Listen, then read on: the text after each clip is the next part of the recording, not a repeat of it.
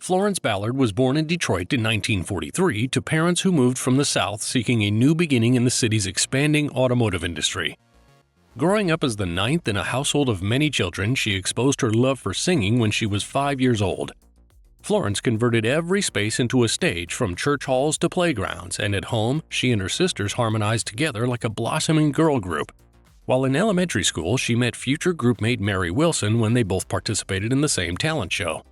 As she developed into her teenage years, Florence and her sisters found ways to keep busy. They were on the front porch chatting and listening to music one afternoon when Milton Jenkins noticed them while driving by. As the promoter for the Primes, a group with Eddie Kendricks and Paul Williams who would later become Temptations, Jenkins was assembling a female counterpart called the Primettes. Impressed by Florence's talent, he asked if she knew other prospective members, and without hesitation she suggested Mary Wilson. Paul Williams invited a talented young lady named Diane, with Betty McGlown completing the original quartet. Aiming for a Motown audition, they performed at schools, banquets, and social clubs, hoping to gain a buzz. When they finally went in front of Berry Gordy for the first time, he rejected them because of their ages. As the Primettes continued to pursue other opportunities and matured into a more refined group, showgoers acknowledged that Florence was the standout songstress among the four of them. They gathered on the front lawn of Motown headquarters after school a few days a week in hopes of another chance meeting with Gordy. Luckily, in a moment of panic, a producer needed background singers and chose them for the position. Betty McGlown left to start a family, and Barbara Martin joined as her replacement. The Primettes were session singers for several Motown artists and provided hand claps and shook tambourines until 1961, when they were signed under Gordy's condition that they change their name. After drawing from a hat, the girls officially became known as the Supremes.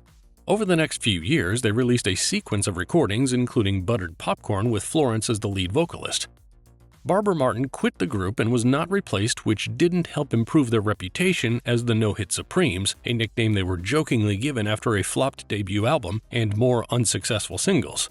In 1964, desperate for a hit, Motown songwriters presented them with the track Where Did Our Love Go after it was declined by the Marvelettes, who assumed it wouldn't match the likes of Please Mr. Postman.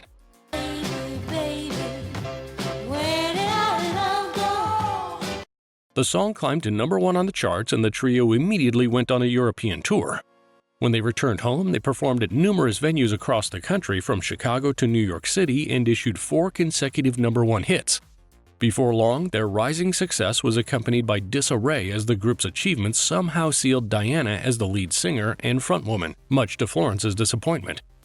During their time as the Primettes, they never formally designated a lead. Instead, they would exchange the role based on whose talent best suited the tune. Diana's voice excelled in pop tracks, Florence's vocals shined in soulful songs, and Mary's favored soft ballads. Berry, granting Diana preferential treatment, began to cause frequent tiffs between him and Florence. The speculation surrounding their romantic involvement was of little consequence or interest to anyone. What troubled her the most was his deliberate actions, specifically when Diana was chauffeured to appearances in a limousine while she and Mary were driven in a town car. At events, only Diana was delegated to answer questions from interviewers, and Berry made permanent arrangements for Diana's microphone to be positioned on stage 5 feet away from the others, aiming to exclusively put her in the spotlight. As the Supremes procured more fame and landed their 7th #1 hit with You Can't Hurry Love, it became relatively obvious that the Diana-led singles were written specifically to pass her into pop and R&B history.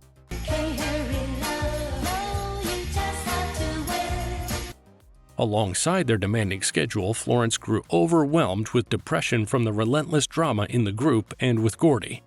She turned to alcohol, displaying unusual mood swings and frequently missing scheduled appointments and studio sessions.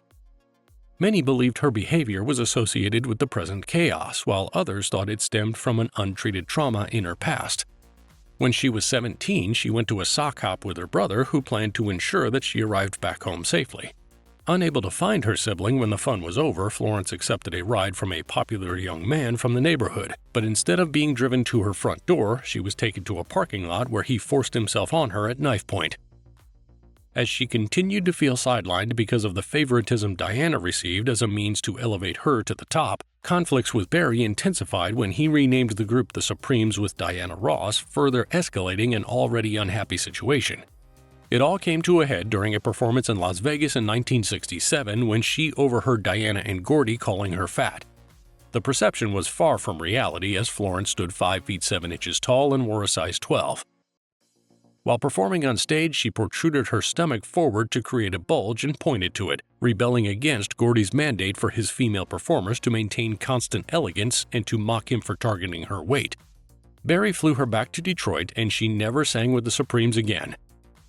Cindy Birdsong of Patti LaBelle and the Bluebells was immediately assigned to the group. Florence believed her replacement had been planned in advance, as she recalled seeing Cindy at previous concerts. Without legal representation, she signed a release form that prohibited her from using the Supremes' name, collecting royalties, or pursuing legal action against Motown. In return, she received a sum of $15,000. Excited to have more creative control, she accepted a solo deal with ABC Records in 1968. That same year, she married Barry's ex-limo driver Tommy Chapman and hired him as her manager. Her single Going Out of My Head made a splash, but follow-ups didn't perform well, and a proposed album release was shelved, resulting in the loss of her contract in 1970. She had 3 daughters, including a set of twins, and still continued to perform while striving to remain contemporary.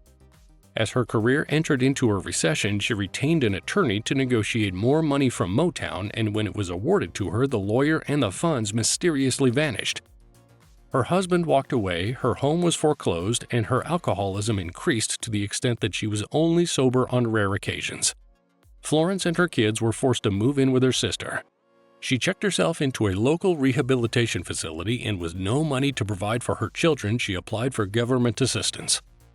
After living through years of hardship, things started to change when the State Bar Association directed her former attorney's office to settle regarding the misappropriated money.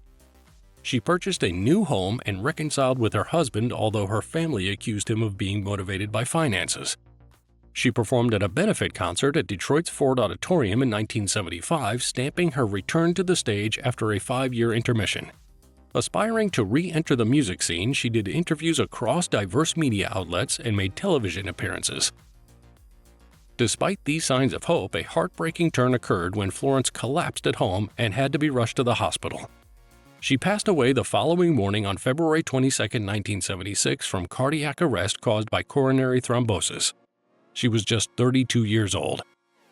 I just want to dedicate this award to a lady who never really got a fair chance. Florence Ballard, you will never be forgotten. Thank you. Florence Ballard made history as a founding member of the Supremes, making her a role model to millions of people.